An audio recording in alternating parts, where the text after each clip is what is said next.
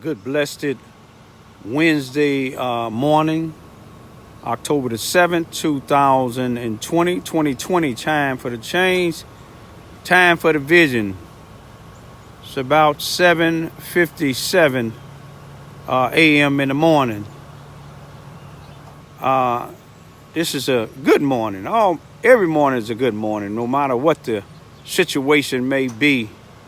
No matter if you have pains, no matter if it seems like there's trouble in your way. One thing we got to remember, that Satan has a job to do here on earth. If you look at the story of Job, Job was among the uprighteous, one of the righteous, or maybe the righteous person on the face of the earth at that particular time in his day and time. May Job rest in peace. But Satan, seeing that Job was doing such a good job, that he came down and God asked him, according to the Bible, "Do you consider my servant Job?" You see, God allowed Satan to try Job.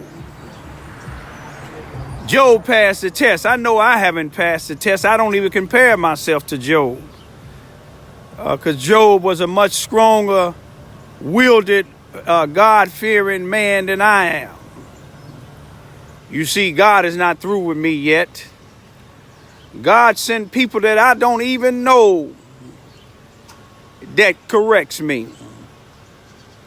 It's a guy that made a comment when he seen me getting upset about what one of my neighbors was saying and doing, and he said some things that I didn't like, but I didn't go to war at him using profanity or telling him to get out of my business, nor did he use profanity towards me, nor did we talk about shooting and killing each other.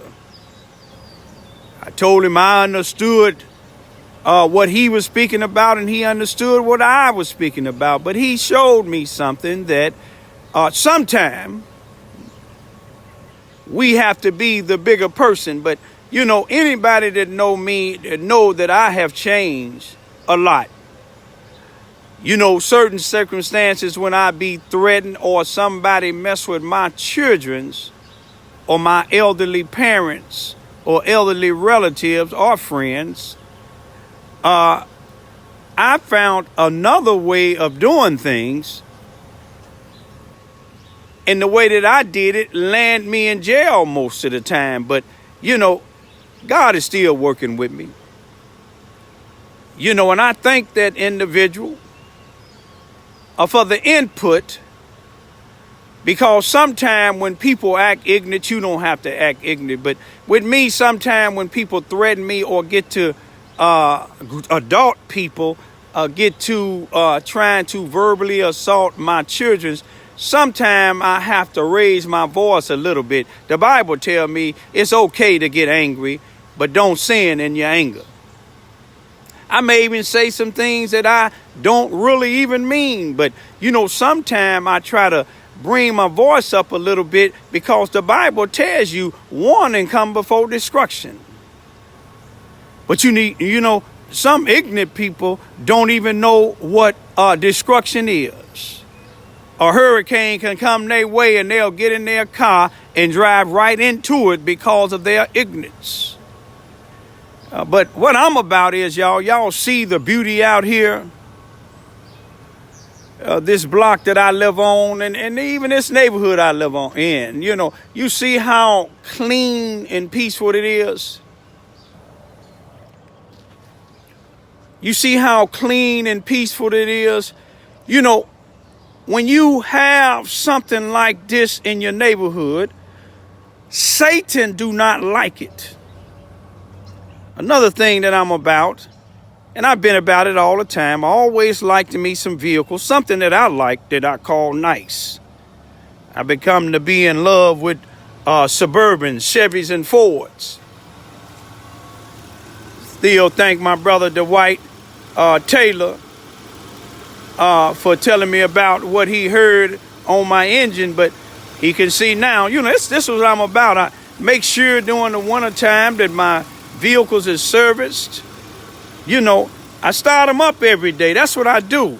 Some people don't like some of the things you do, but when you don't like some of the things I do, then, I don't know what to tell you, because I'm going to keep doing what I'm doing. I likes to try to go around the neighborhood sometime 2 or 3 o'clock in the morning, y'all. Because I have rapport with some of the brothers and sisters in the neighborhood.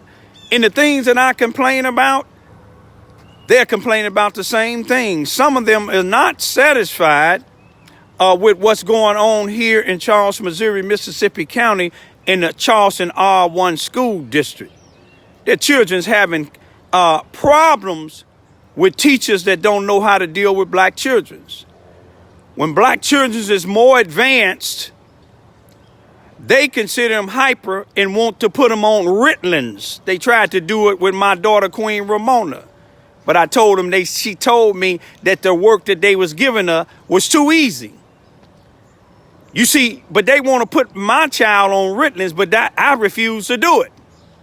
I didn't care if a court told me to do it. I wouldn't put my child on no Ritalin, because she is a hyper person when it comes to trying to be educated. You see what I'm saying? When she trying to do math and reading, you want her to draw something. She tired of you crayons. She grew out of that. You don't stay in kindergarten all your life. Hello, somebody.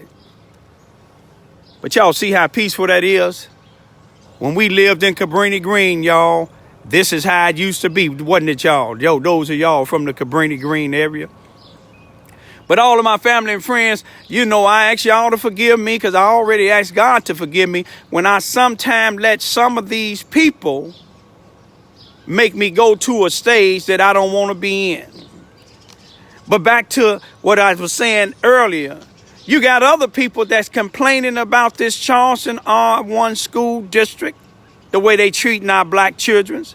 You got people complaining about this Charleston, Missouri Police Department. 51% blacks in Charleston, Missouri, 47 or 46% white. The new census they just took this year, it may show something different, a higher rate. But one black sergeant had been on there about 30-something years, and his stripes probably never would go to a lieutenant. The same chief of police and the same captain, no other ranks. Everybody else done left. You see what I'm saying? A sheriff department with no black deputies. You see what I'm saying? A city hall that's 99.99% white. These government programs, these organizations down here, and most of these preachers down here, not all now, if the shoe fit, wear it. It seemed like that they're concerned about change in the black community here on the west side of town here in Charleston, Missouri, Mississippi County is not on their agenda. They get the blacks, like I said, the food programs. They get the whites the scholarships. But I'm going to leave that alone. Black folks, stop the violence. And all the blacks that I talk to in this town, even some of the whites that have the same complaint as mine, all I ask y'all to do is just pray, because it's not everybody that can get up and speak out openly.